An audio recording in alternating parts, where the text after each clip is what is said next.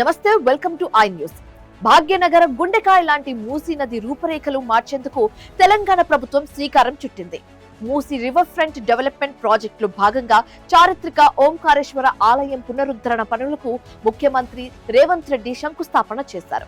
కాలుష్య కొరలో చిక్కుకున్న మూసిని ప్రక్షాళన చేయడమే కాకుండా ఆధ్యాత్మికతను మేళవేస్తూ నది తీరాన్ని ఒక అద్భుతమైన పర్యాటక కేంద్రంగా మార్చడమే లక్ష్యంగా ప్రభుత్వం అడుగులు వేస్తుంది. అసలు ఈ ప్రాజెక్టు ప్రత్యేకత ఏంటి? ఓంకారేశ్వర ఆలయం పునర్నిర్మాణం ఏ విధంగా జరుగుతోంది? ఇప్పుడు చూద్దాం. మూసీ నదికి పూర్వ వైభవం తీసుకువచ్చే బృహత్తర యజ్ఞంలో మరో కీలక ఘట్టం ఆవిష్కృతమైంది. ముఖ్యమంత్రి రేవంత్ రెడ్డి మూసీ రివర్ ఫ్రంట్ లో భాగంగా ఓంకారేశ్వరాలయ పునరుద్ధరణ పనులకు భూమి పూజ చేశారు. గతంలో ఎంతో ప్రాశస్త్యం ఉన్న ఈ ఆలయాన్ని మూసీ సుందరీకరణలో భాగంగా అత్యంత వైభవంగా నిర్మించాలని ప్రభుత్వం నిర్ణయించింది.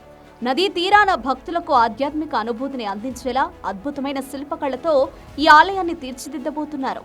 మూసీ నదిని కేవలం ఒక మురుగు కాలువలా చూడకుండా లండన్లోని థేమ్స్ నది తరహాలో ఒక ఐకానిక్ రివర్ ఫ్రంట్ గా మార్చాలన్నది సీఎం రేవంత్ రెడ్డి విజన్. ఇందులో భాగంగానే నదీ పరివాహక ప్రాంతాల్లో ఉన్న చారిత్రక కట్టడాలను, దేవాలయాలను అభివృద్ధి చేస్తున్నారు. ఓంకారేశ్వరాలయంతో పాటు పరిసర ప్రాంతాల్లోనూ గ్రీన్ జోన్లుగా, వాకింగ్ ట్రాక్లుగా మార్చనున్నారు. దీనివల్ల నగరవాసులకు ఆహ్లాదకరమైన వాతావరణం దొరకడమే కాకుండా పర్యాటక రంగం కూడా పుంజుకుంటుందని ప్రభుత్వం భావిస్తోంది. శంకుస్థాపన అనంతరం సీఎం మాట్లాడుతూ మూసీ ప్రక్షాళన అనేది ఒక చారిత్రక అవసరమని, దీనివల్ల నగరంలో భూగర్భ జలాలు పెరగడమే కాకుండా కాలుష్యం తగ్గుతుందని స్పష్టం చేశారు. ఓంకారేశ్వరాలయ పునర్నిర్మాణం పనులు వేగవంతంగా పూర్తి చేయాలని అధికారులను ఆదేశించారు.